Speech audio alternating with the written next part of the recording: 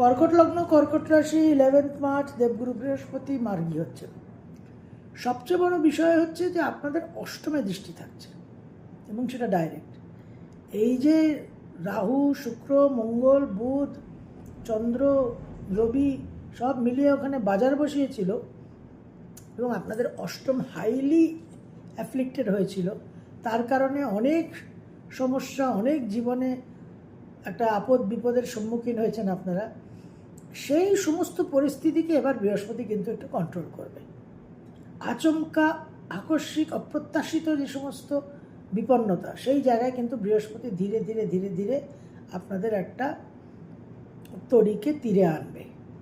Very very একটা important অ্যাসপেক্টের বিষয়। দেবগুরু বৃহস্পতি আপনাদের 4th হাউসে দৃষ্টি প্রদান করবে। মন মানসিকতা এবার কিন্তু অনেকটাই আপনারা রিলিফড হবেন, স্বস্তি। রাহুরও দৃষ্টি আছে 4th হাউসে, সুতরাং বকরি বৃহস্পতি আর রাহু মিলে যেন আপনাদের পুরোপুরি একেবারে আধ পাগলা থেকে ফুল পাগলা করে দিয়েছিল। গৃহে অশান্তি, সংসারে অশান্তি, মাকে নিয়ে সমস্যা, ছাত্রছাত্রীদের পড়াশোনায় মন বসে না, এই সমস্ত দিকগুলো কিন্তু এবার ধীরে ধীরে বৃহস্পতির মার্গী হওয়াতে আপনারা একটা চেঞ্জ অনুভব করবেন। গৃহ সংক্রান্ত যা কিছু সমস্যা ছিল, বিবাদ ছিল, সেগুলো এবার মীমাংসা হবে। 6th হাউসে বৃহস্পতির দৃষ্টি থাকছে, স্বগৃহে লোন অ্যাপ্রুভাল। প্রচণ্ড সংকট, বিশেষভাবে টাকা দরকার, কোথাও টাকা পাচ্ছিলেন না, এবার কিন্তু লোন পাবেন। অনেকেই আপনাদের অযাচিতভাবে উপকার করবে, সহায়তা করবে।